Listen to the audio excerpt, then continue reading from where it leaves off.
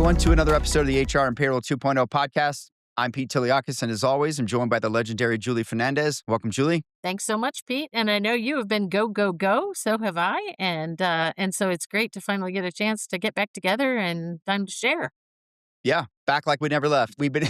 I feel like I've been around the world. I've been home maybe 4 days in the last 2 months, so it's been a lot. But we've got so much to talk about. I think we're going to make it almost a double episode here. Yeah. Do a bit of an events episode, and then maybe a bit of a news with a few other events mixed in there too. So a lot going on out there in HCM, and that's what I thought we'd talk today. All right. Well, without further ado, why don't we dive in?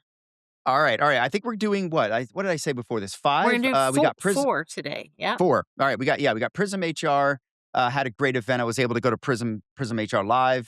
SAP SuccessFactors did a unique event out in Cavallo in San Francisco. They called it an analyst exchange. I think it was an HCM analyst exchange. Not a product update. We got a little product taste from what they released at Sapphire, but really what we did was we really got around and ideated with them on the future of work, and I thought it was a lot of fun. So I'm going to talk about that. Cornerstone on Demand, formerly, I guess you could call them, had a good update for the analysts and their clients up in New York, and that was came with some new products, as well as UKG. We did a virtual analyst day this year, not in person in spring like we normally do. And tons of updates there too. So I thought I'd give everybody some updates here on these 4 and see what you think as well. Okay, that sounds great. And I think we're starting with Prism, which was the latest one, right? That you just got back from. Yep. We're going to talk about Prism here, PrismHRLIVE, and let's. I want to kind of maybe do a little bit of a background on this one, Julie, because maybe not everyone knows Prism, maybe not everyone knows the PEO world, and so I thought I'd maybe just give a little bit of background there. So. PrismHR is a major entity and acquisition and platform of the venture employer services, venture HR, as you probably know them, portfolio. And venture, we talked about this with Matt Vady, who did an excellent podcast from the Payroll podcast. He's the CEO and owner or founder, I guess, of Guru HR. And he basically did a really great breakdown on how venture has gone about building their business. And it is very unique, and it's a great podcast if you get a chance to listen to that. And certainly check out Matt's episode with us. I thought it was a great episode on going to market right now in the SMB space. But venture is very much building a one-stop shop of SMB-focused solutions. And that starts at the core with the PrismHR platform, which is really the indirect side of their business. So they basically go to market in 2 ways: directly through what they would call the venture HR side, which has a certain number of products. And then they go to market indirectly with Prism, which 65% of the PEOs in America utilize that platform as their underlying infrastructure. Okay. So it's a very important platform for that community. So again, just a huge ecosystem, 112 acquisitions now, Julie. Wow. Wow. Quite impressive. I mean, at the time Matt came on, I think it was 100, or they had just broke 100. And all of them very purposeful. It's not a bunch of foolishness, right? It's not a bunch of acquiring to acquire. Yeah. Yes, it's very much building out their entities. It's building out their capabilities. Think about something like Virtual HR, which is a compliance solution that is woven across their capabilities. It's highly adopted around the market by most of the HCMs in terms of offering it in their marketplace, if not partnering.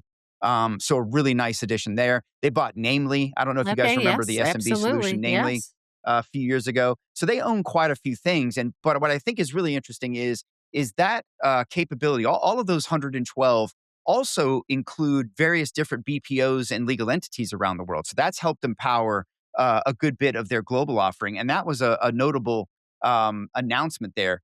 Before I get to that, Julie, just to give you some perspective of their size, they are processing about 58. Let me look at this real quickly. I want to make sure I get this right. They're doing about 58 billion in payroll processing. So that kind of tells you the size of an organization that we're talking about. 4.2 million worksite employees. I believe that's globally. And I think it was somewhere in the neighborhood of, I'll find their number of clients.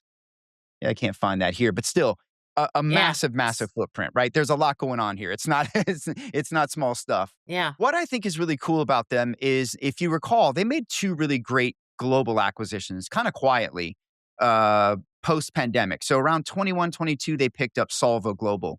Solvo is really and I can't remember where they're based. I want to say South America. They are a global staffing solution and provider. I actually met them and found out about them by way of one of Venture's competitors actually utilizing Solvo post Venture to staff and help them support some interesting locations they were trying to do some things in. So I thought that was kind of a nice little vote of confidence, right? Sure. But more importantly, what that gave them was a capability to help source talent globally. And if you know Venture even further, you know they bought Listo Global. Shout Mhm. out to Freddie and Tyler over at Listo. My friends over there, I've been following them since they launched. And that had rooted their EOR solution from a tech perspective and a legal entity and obviously the infrastructure of an EOR. And bringing that together with Solvo is really, really interesting and differentiated. And I posted about this yesterday, but here's why I love this. I'm the biggest complainer about a lover and complainer about EOR, right? I've been all over this industry for 10 years. I'm still advising many of them in the market. And what I have complained about a lot, Julie, you will notice sameness, right? There's a Yeah. lot of sameness. There's a lot of EOR for the sake of EOR. And I would argue when I look at what Venture is doing, going back to being very calculated and very, very strategic with these acquisitions, is they have fundamentally said, look, we don't actually need to do EOR. We're doing EOR because it's the right thing for our customers and our base. And their base is the small market, small business. It's the PEO providers out there trying to power a competitive offering. And what's front of mind right now, global hiring, compliance, and the ability to actually move quickly into unique locations Right. for that small market. So they're not going into it with this idea that they have to, be the biggest EOR on the planet. They don't got to fight head to head with those EORs, and they don't necessarily need to worry about the churn, right? They're more looking at the customer and saying, how do we be more of your stack? How do we be more of the things that you need so that you don't have to exit our walls and bring more value and be more sticky? It's brilliant. Yeah. Now, I think what's really differentiated is most of the EORs in the marketplace are excellent at employing, paying, and helping you manage employees at scale or globally at scale. Where they're not that great is finding that talent to begin with. You often have to bring that talent, bring that capability to, or bring that human resource to the table.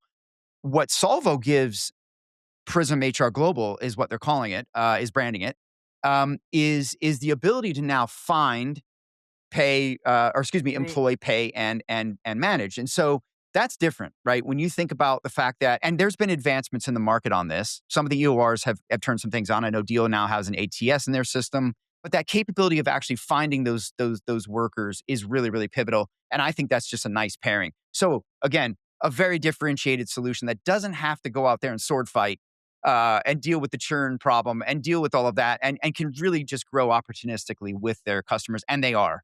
And I think that's really, really cool. So I like the way they're going about that one. Yeah, that's interesting. Yeah, And I've been doing some advisory, in fact, some strategy work in the SMB space, right? yeah, And there's a role for PEO, there's a role for managed payroll, and then there's a role for EOR, and those different ecosystems don't yeah, always overlap each other very well. So, what yeah, strikes me about it, besides all the points that you're mentioning about why that makes a lot of sense for them, is just PEO and EOR are more often than not kind of separate universes, right? Just one domestic and the other, they yeah, have some differences. I work a lot with companies that want to try to understand those differences. But when you think about a provider that can do both, you start to get into a much narrower, subset of folks that could actually handle both sides of the coin. So I yeah, think that's yeah. really cool. Yeah, PEO is or EOR is a very similar construct to the PEO world. Now, let me just explain for those of you scoring at home that might not be in the US. PEO is referring to professional employer organizations. EOR is employer of record. EOR tends to be more of a global, going outside of borders. PEO is a uniquely US construct. It is similar in construct, but it is not exactly the same and not exactly legal everywhere. And I know I've seen global PEO and I've seen some other things but fundamentally, PEO in America, think of it as look, I think I worked in PEO. I came up in one of the largest PEOs in America in the 90s. I think they might have actually been one of the first. The Mullis family founded Staff Leasing, what became Jevity, and then later became TriNet down the line. What you have to think of it is certainly a very HR administration heavy service, but it is more importantly an employment model. You're That's right. essentially swapping the leasing of your employees over to the what would be the provider in this case, say Venture, who would fundamentally lease your employees back to you at a fee, at a PEPM. And that PEPM is loaded with much more than just your payroll costs and your benefit costs. It's going to be loaded with things like workers' compensation, insurance, which is required in probably like 48 states, Julie, something like that, 50 states, or yeah, 48, I think it is. I think there's 2 or 3 that don't require it, or you have to buy it from the state, which is just fundamentally, forget payroll. If you don't have workers' comp, you can get in a lot of trouble I don't even know that you're allowed to operate in most states.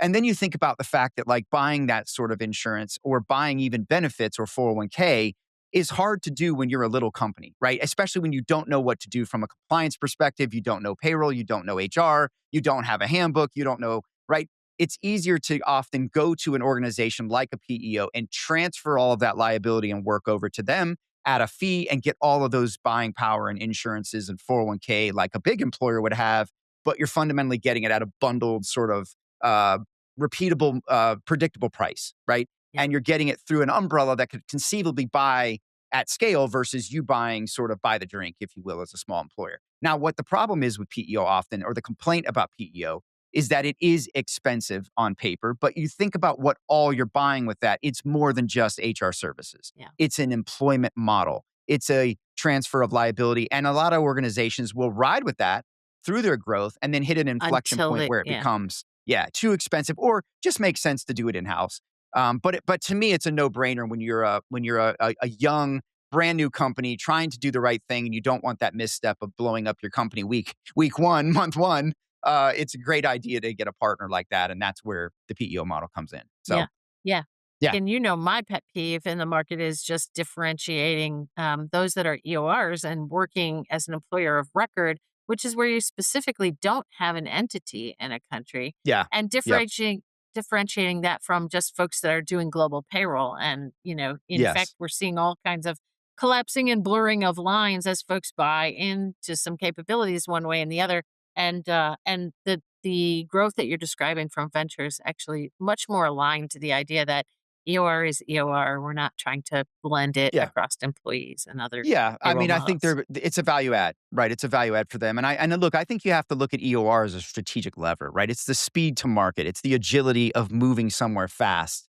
And in line with the speed of your strategy and supporting that, but you want to do it in a compliant way. You want to do it the right way, and you don't want to stumble your starting point. So For sure. so Julie, let's a couple more things here on Prism. Prism? They announced a couple of big products besides Prism HR Global. Again, EOR available now to all of their customers. It was there, and I think it's just now Yeah, been it's branded. just big. Really, Yeah. 2 big announcements. The Comms Hub. They're putting a lot of emphasis and effort into communicating with the workforce. And remember, you've got a lot of service providers using this platform, so there's a Mhm. lot of communication needs there too. And then, of course, they announced Pi, which is the Prism HR Intelligence. And as you can imagine, that is AI woven across multiple different types of use cases across the employee experience. And again, the goal there is to help those PEO organizations utilizing that software to administer support for their clients, but also give the employee and the end managers and leaders a great experience. So it's everything from onboarding to applicant tracking to performance management. All use cases are kind of scattered across the HCM spectrum. So Yeah. a lot of So work look, there too. it's great that SMBs are getting are going to get the benefit and the lift of some of that focus on experience, Yeah. because oftentimes that just comes with scale. And in fact, in this case, by the way that Prism is doing it, they're actually bringing that to very small sized organizations. Yeah, absolutely. Also, by the way, I picked this up when I was doing some of my prep here. I had forgotten about this. I had written it down, but forgotten it. Venture even announced, I think it was in late May. And this kind of goes along with what we talked about with Matt Vady on that Mhm. podcast about sector specific or niche specific payrolls. The riches are in the They niches, I think he said. Yes, that's exactly the words he used, and I think he's right. You're seeing more of this, but they picked, or excuse me, they introduced Venture Employer Services. I think they're calling it Venture Sports and Entertainment, which is an HR product and for sports and entertainment. That's a world I'm very fond of. It's very complicated. It's very one-off. It's not exactly the way the rest of the world does things, and so I think this is interesting and more indicative along the lines of how they're looking to support their portfolio and their ecosystem with specialized solutions. So. Cool. There you go. Makes sense for them. All Okay, right. let's shift over to SAP. Yeah. I went out to I think they called it, I can't remember what they called it. I think they called it a analyst. I can't remember what they called it exactly. I apologize for that. It was an HCM get together of HCM analysts, kind of around the world. And we really did some think tanking kind of work. I thought it was refreshing. We didn't really talk a lot of product. Product They just did roadmap. Sapphire. They just did a couple of other things. But I will tell you this, man. Joule is their AI, right? Hmm. Inside of SuccessFactors. I know you've got a lot of SuccessFactor clients. But yeah, look, Joule is getting stronger. The use cases are getting deeper. It's really getting, so much more agentic. And one of the things I think is really cool, Dan Beck and the team talked to us about how they're using forward deployed engineers. That's FDEs is something you're going to hear more and more and more. If you want to read a little bit about what those are, go back and look at how Palantir use those to scale. There's some pros and cons to it. There's some love hate for it. But what we're really talking about is the forward deployment and embedding of actual engineers from the software company helping you side by side work with you and co-innovate. Basically, that's what Yeah. we're talking about. You're seeing everybody do it. UKG is talking about it. SAP is talking about it. And they're doing some very, very thoughtful and really interesting work, Julie, with some of the enterprises. Right. I can't say some of the names here for NDA reasons. A lot of the vendors don't like us to talk the customer without the customer. But just suffice it to say, organizations that you would very much probably use it in your everyday life and you're very familiar with are doing some really cool things addressing manual efforts or addressing, knowledge-based information to help with better talent decisions, just things along that line. So really, really cool. What I thought was fun about the week is we put down the talk about the market and the insights about what people are seeing. And we really just talked about what should HR be. Yeah. Fun, right? It was really fun because, I think that right now there's a lot of folks that are excited about AI. They're doing things with AI. But are we cramming the past into the future and expecting some different outcome and really just amplifying what we've always been doing wrong, maybe, or not wrong, but just could have done better or Yeah. couldn't do before. Yeah. And so I love that. I think it was really nice to sit around with so many superstars, peers of mine, and bounce around these ideas of how things should work and how we should be supporting the future workforce. And so just some really cool stuff coming out of there around, and they've got some great data science. One of their lead researchers was in there helping us, and just some really interesting work they're doing in research. So I would tell you to look and keep an eye on what SAP puts out around this. But yeah, just a lot of work going on around the solutions that they have. Of course, Smart Recruiters was a big ad last year.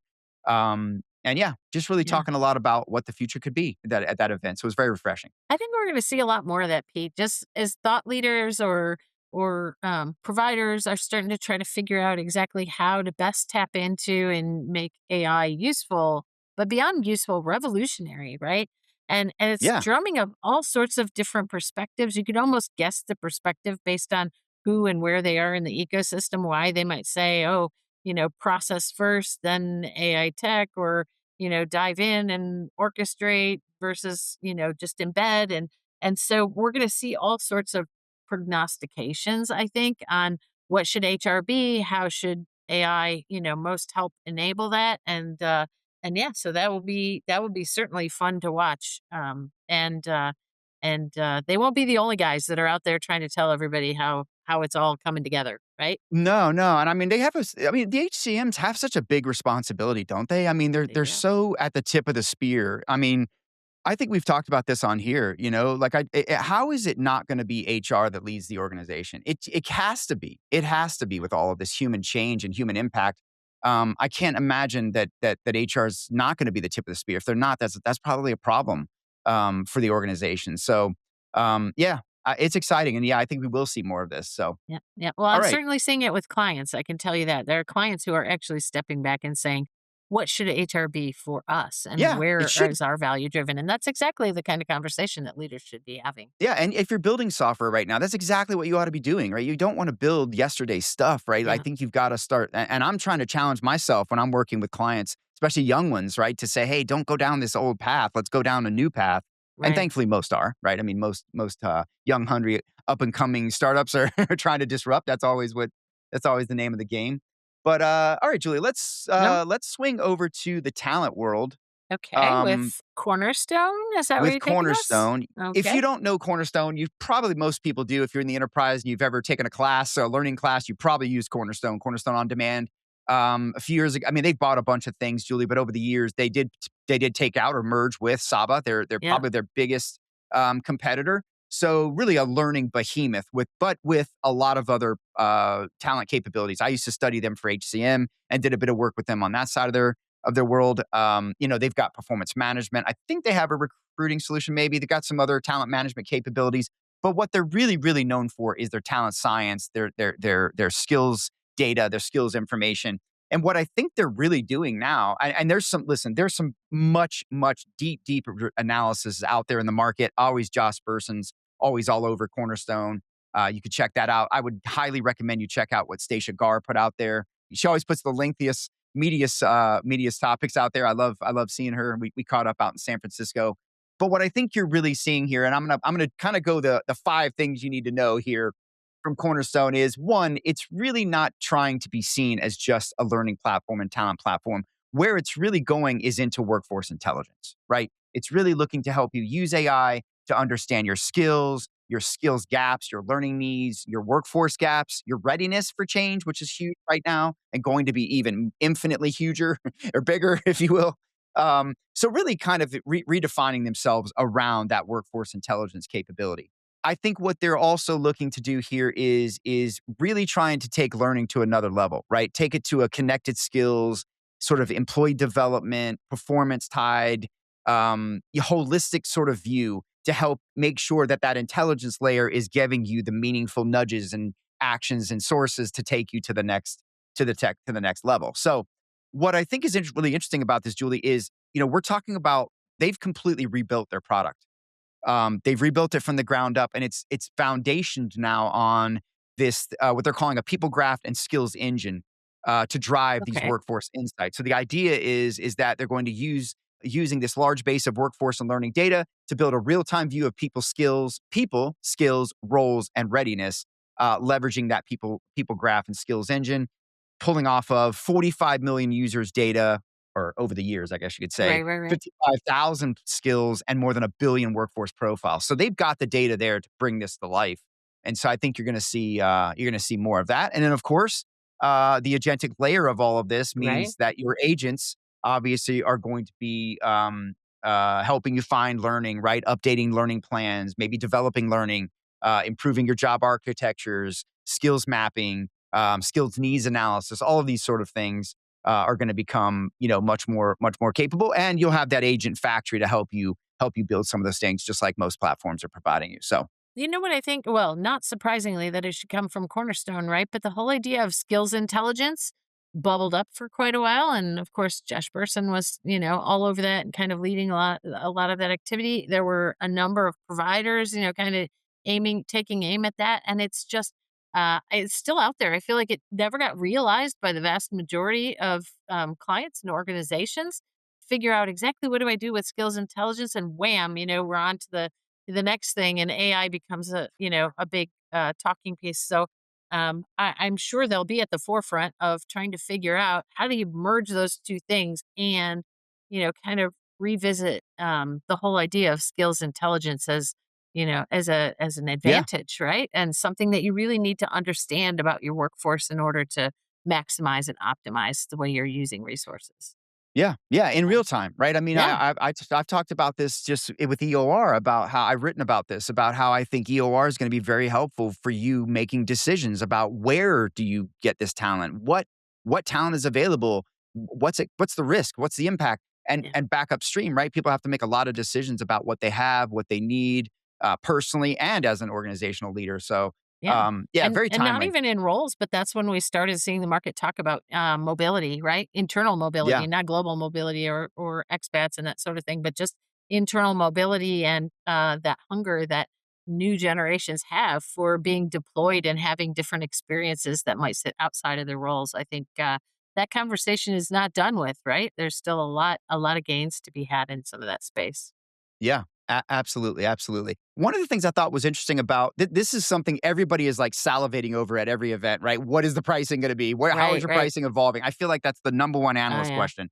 right? So one of the things I did take away, I did jot down in that Cornerstone event was that they are not doing add-ons for assistive AI. They are doing some outcome-based agents. I believe they are charging for that. But they have packages. They're packaging everything. New bundles and new packages you'll have to go out there and check out. Yeah. But they are not tokenizing agents or charging for API access and MCP calls. So that is nice, right? That could Yeah. really add up. And I think I need to get someone on to come on and talk about what's happening with pricing out there and what people are learning around some of the. I was talking to the one of the executives at Prism about some of the things they've learned in using Microsoft and OpenAI and other things in their business, and how the cost can run up real quick Yeah. on your tokens and your usage. So there's a lot of learnings I think that are coming out we ought to really talk about. But Yeah, and I was going to say there's business case impacts like so many dimensions that we need to do some things around here for sure. But the business case dimensions and yeah, those topics are just being raised now around how there is a discrete cost to that, hmm and vendors are repricing and we had the hot topics for our year. That was yeah, one of the hot topics that I brought forward was the whole idea of whether those things are embedded or whether they're separately charged. And we're not done with that by a long shot. And I think we're going to see a lot of things shifting, back and forth a little bit in the market until folks figure out what is the commercialization and how do we yeah. make that profitable and reasonable and affordable, and how do we balance that, and Yeah, what does my business case look like if I start to use a consumption based AI and I have to feed that into my business case, and my costs is I something think that you. clients are I struggling think we just came up with a white paper, Julie. I think what we ought to do is team up. No, with. seriously, Okay, I'll go let's do out and it. survey. I'll go out and survey the top vendors All right, I'll do for some some client work. information, Yeah. and you do some buy side information, and let's bring it together with some recommendations on how to deal with this. Okay, that sounds great. Seriously, let's do it. All right, we're gonna do it before the end of the year. I'm kidding. We'll figure it out. We'll do Let's it. figure Maybe that not out though. before I'm the end. We'll serious. see when. I'm serious because I think this would be very compelling. I Yeah, think people would really love it. I think there's vendors that would love to check it out, but also, and we can anonymize it, right? We could go sure. out. I can survey X number of vendors in each lane, get some good indicative information. You've got the buy side. You're looking at RFPs, what people are signing and doing right now, Yeah, and negotiating. And I'm sure you've got some tips for that. So yeah, absolutely. let's All do it. right, All right, it's on we're our on the list now. docket for that. Bet. Here we go. All right, Okay, let's move on to our fourth. friends over at Yeah, UKG. I believe this would be our fourth this will be and your fourth one final for event today. Yeah. and product update. So again, this is UKG always massive, right? Wide footprint, HCM, WFM, services, you name it. There's so much we could go over here. And I'll be candid, there was a little confusion on what products we could share and not share. I gave UKG a little bit of gruff about that. About come on, guys, you guys normally let us have it all. But so I think there's some new leadership there. There has been some new turnover. You know, UKG's leveling up, just like a lot of firms have been leveling Yeah. up, right? What takes you to one level sometimes doesn't get you to the next. And we've seen a lot of new leaders come in, so I'll just chalk it up to that. But they're always very transparent and candid. So I'm not going to go deep into product. I'm going to kind of just talk about what the themes were, and we'll hit some of the product. And I do want to talk AI pricing because that was obviously a subject. It's a subject at every Oh, yeah. stop on the way this year. Okay, so look, obviously UKG is moving deeper away from being just an HCM suite and being more of a workforce operating system. That's kind of the language that they're using. And I Mhm. would argue they've always been that. They probably just didn't present it that way. It was HCM, WFM, whatever, right? Right. Right. Insights and services. And I think that now they're really sharpening that. And look, they really want to be understood. And I think, look, I look at I look at UKG in the same way I look at Apple, right? The more that you probably buy, the more that you buy and use from Apple, the more enhanced your experience is, right? And of course, I think UKG feels that way about their products. Sure, take our Most HCM, but HCMs there's do. so Yeah. much in our WFM. Or hey, yeah, take our WFM, but did you know there's so much that we offer in our HCM? And what if they were all integrated? And oh, by the way, we've got integrated native global payroll. And oh, by the way, we've got this amazing, unique one of one data set in great places Yeah. to Great work. places to work. Yeah. And by the way, all underpinned by managed services in select places. So I think that they are obviously trying to show and present and certainly sell that totality to the organizations, big and small, right? So yeah, so really positioning themselves at that operating layer that helps you plan, manage, pay, and certainly support your workforce. and really want to be less of a system of record and more of a command center. And I think that's what you're seeing That's where they're all the HCMs all become, right? that's With this blended it's workforce the we have now. evolution that is projected by Yeah, all. yeah. You need a command center for your people. You need a command center for your agents now. You need somewhere to dashboard and manage all that, and certainly have the insights to deal with it. Okay, frontline worker is at the heart of what UKG is doing. I think that they would argue they own that space. And I think in a lot of sectors, they probably do. And I know that everybody, you hear it in Workday's talk, you hear it in ADP, you hear it at Dayforce, everybody's fighting to solve and support that frontline worker. And I think we all know and believe they're going to be increasingly more valuable because a lot of what some of them do, AI can't do it anytime Right, soon, right, right? I mean, right. I don't know. We'll see. But so look, I think that that's where the rubber is meeting the road, right? That's where management is managing. That's where operations is operating. It's where everything happens, and those folks need the enablement for that, and that's where AI comes in, and that's where Bright and UKG are doing a tremendous amount. What I love, and I've always talked about this, I love UKG's opportunity for orchestration because they own so many pieces and parts, right? We bitch about payroll all the time, not being as needing more automation, needing more support on the front end of what's coming in a more timely, accurate basis. Because the feeds, as you know, to payroll cause a lot more problems than anything. Mhm. And what is the biggest feed to payroll? Workforce management, time and attendance. And I think automating and having the nudges to get managers to get their or employees to get their time in faster is only going to benefit everything downstream as well. Um, so yeah, lots going on in that regard. Let me pause there, Julie. Any thoughts on before I go into some of the AI stuff? I have several, but we've spoken the big one aloud, which is that, this is kind of the shift, or at least the messaging that we anticipate all of these systems of records are going to pivot to, or the vast majority of them, anyways. And frontline worker has been a theme for a while. It's kind of the different end of the spectrum of the talent. When you're talent focused, you're working in a very harmonized Yeah, opportunity, and when you're frontline focused, it's just messy. It's very messy yeah, and very complex and very challenging. So yeah, I do though. You dangled the idea of talking about Bright and some of the AI pricing before us. yeah. So I was I'm going to get ready into for that. it. So Undangle. I think what I love about you again, go back to that owning so much, right? I mean, the idea that they can orchestrate, like when you think about this, Julie, like think about context at UKG, right? If you've got my time punches, if you've got my preferred schedules, if you've got my payroll runs, you've got my benefits information, you've got my skills information, on and on and on. What could you infer about me and help me with, right? What could you guide me to that I'm not thinking about as an employee in my career or my day to day or my management of my team? I think that's what's really cool, and the picture they can provide when those customers are in their house, I think is really really unique. Now, let's talk about. There is a lot of features that came out. Again, I don't. I was a little bit confused about what I can and can't talk Yeah, about, so so I'm just going to we'll be stay a little bit away. I've careful. got some Yeah. product, but a little bit more generic overview of that. But I want to talk the AI, the way they're approaching their pricing. So they're looking at kind of a 3-tier model, I guess you could call it. Embedded is included in the subscription. Mhm. Assistive AI is on a per employee per month basis, and your agentic is outcome or action based. So there's a bit of a mix there. But I like the definitive of drawing the line in the sand and at least starting with something because I think there's still a lot of nebulousness to this. There is. And I feel like this is pretty good. But I also will tell you that UKG stated and understands this is still in play. This is still being figured out as we all are on both sides, right? Buyer and provider. So I think there's certainly room for changes. No mention that they would monetize for API access or MCP calls. Remember we said Cornerstone, right? Said they wouldn't be charging for that. I haven't heard of anyone doing that yet, of any of the HCMs that I recall. Could be out there, but Yeah. no mention of that. I'll have to No, but I clarify do that. hear limitations, right? Or like Yep. what's included and up to a certain amount of calls Yeah. or certain volumes. So that's something to watch for. But you're right. I haven't seen that Yeah. price separate. Remember when our BPO contracts, our big HRO contracts used to have ARCs and Rooks? Yes.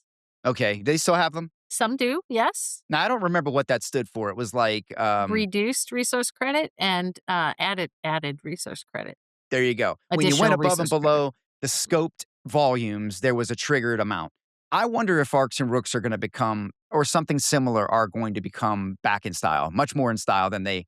I'm not saying they went away, but I'm wondering if they're going to if something like that will become apparent for AI. Look, let's add that to the pricing conversations that we should queue Yeah. up because honestly, even what used to be your typical, like I'm going to buy a subscription and I love the fact that it goes up and down with my population. The vendors have been moving the cheese on that for a while. And now it's, there's a minimum and you could pay Yeah. more, but you never Yeah. go lower, right? Sort of thing.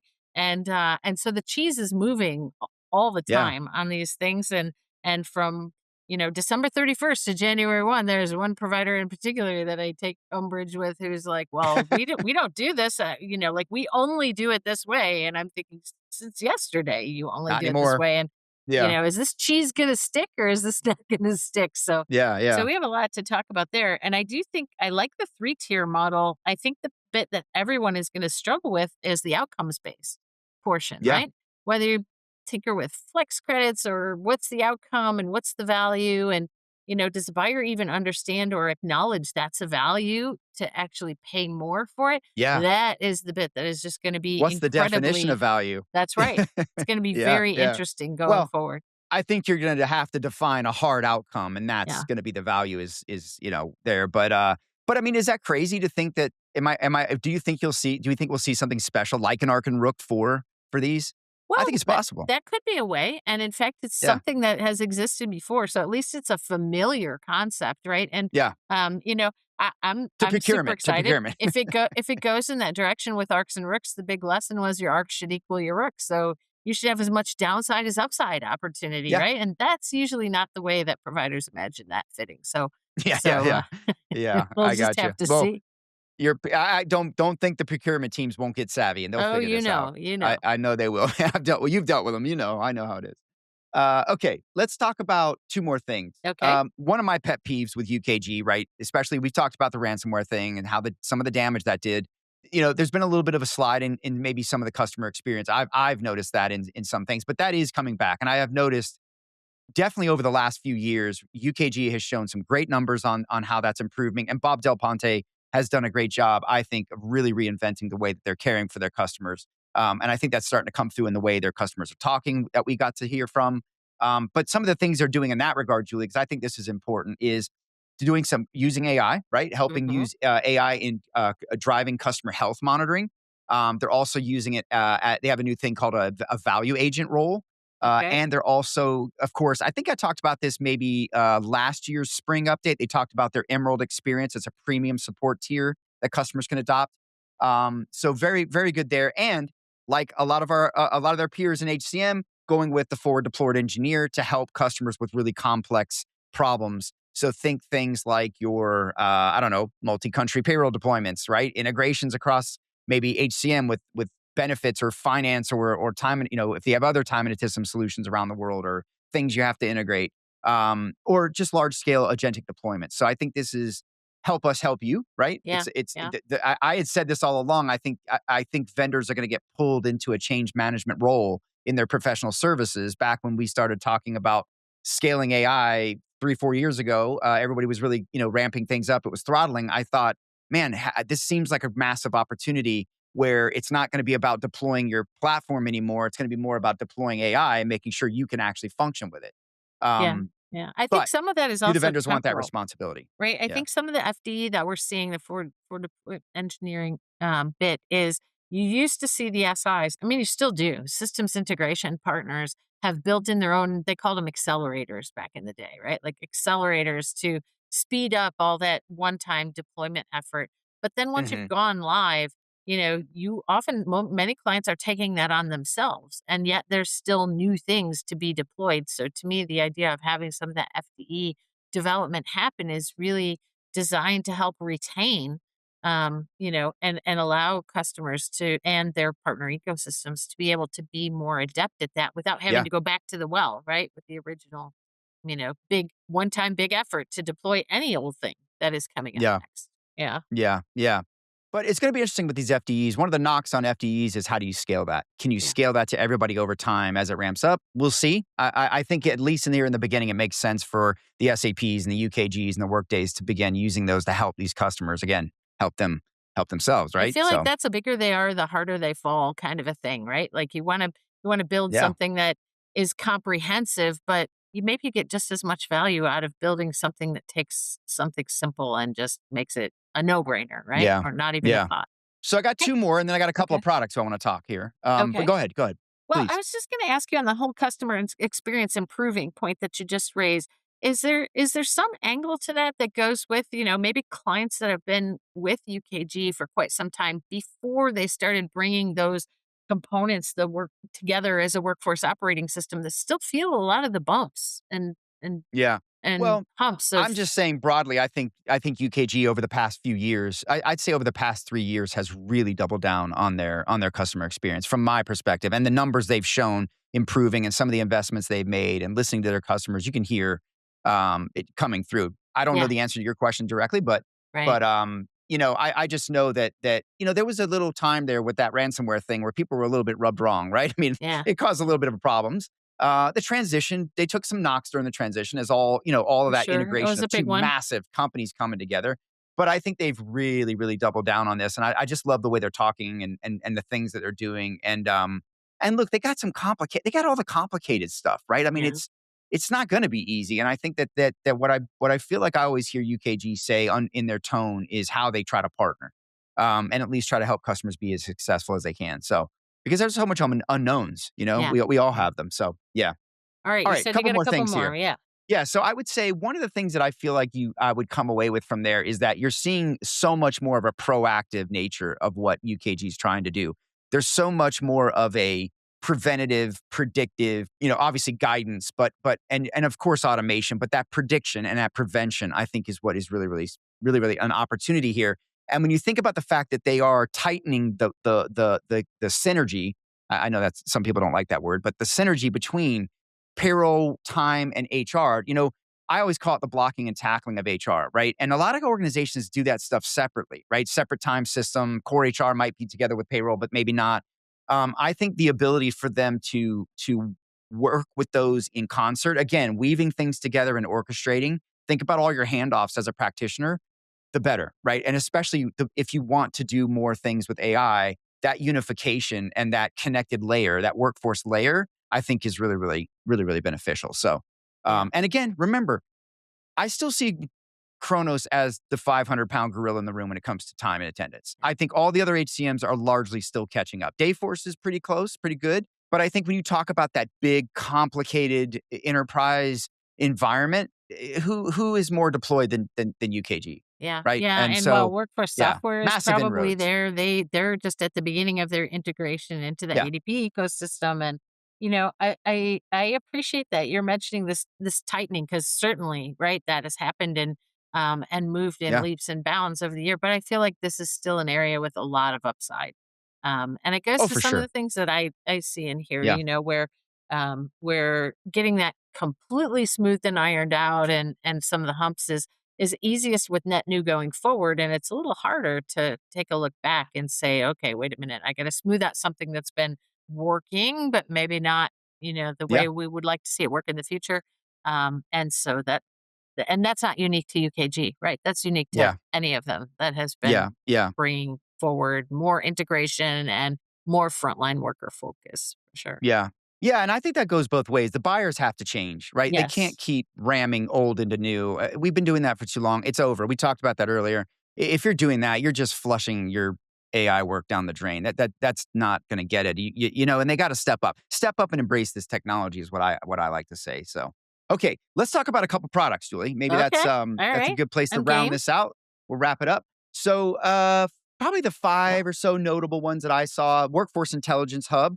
Mm-hmm. Imagine a single place where you can be looking at dashboards, benchmarks, labor intelligence, decision support. Really, it's trying to help customers get or their adopters see that full picture of cost, capacity, risk, talent available. All of those sorts of things, right? Just what we would all love to have in a Okay. big gnarly organization.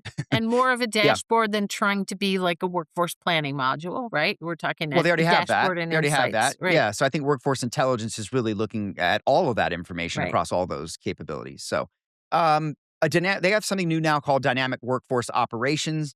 It is a real time intelligence for scheduling, coverage gaps, labor planning, frontline decision making, and basically helps your frontline management, see their problems before they start to become operational issues, right? Be able to tell there's a gap, be able to tell we've got a downtime and how to shift and handle that, right? So you think about like back in the day, everybody's boss has called them up and want to know why you got so much overtime or, this, that, or the other thing. These are the types of things I think you can, I'm simplifing. If I'm on a Right. manufacturing floor, there's bigger problems.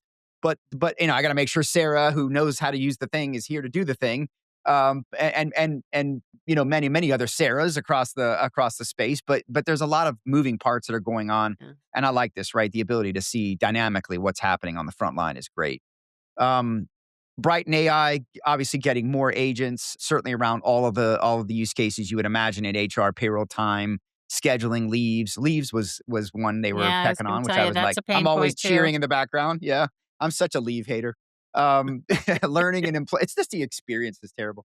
Leaves, learning, employee support, and really again think preventative, predictive, nudging, always right, always the right answer, always the right result so that you're not guessing, fumbling, and maybe not getting it done, right?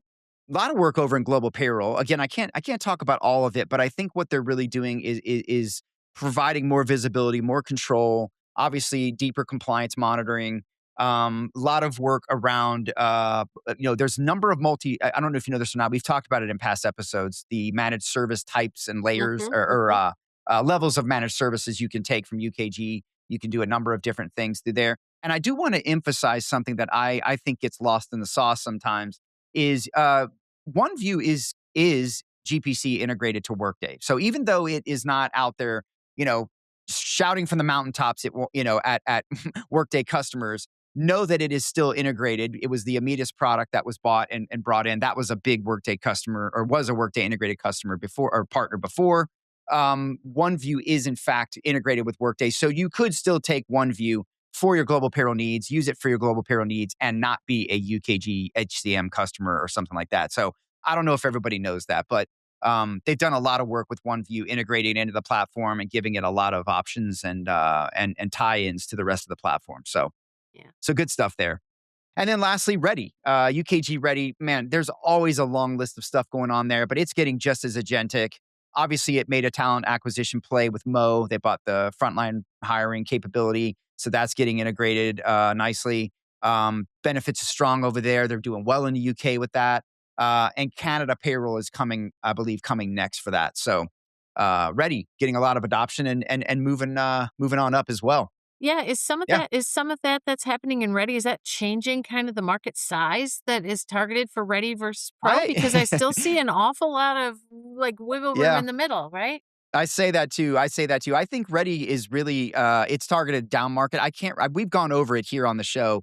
The number, I think it's maybe maybe 1,000 and below. I can't remember 5,000 and below.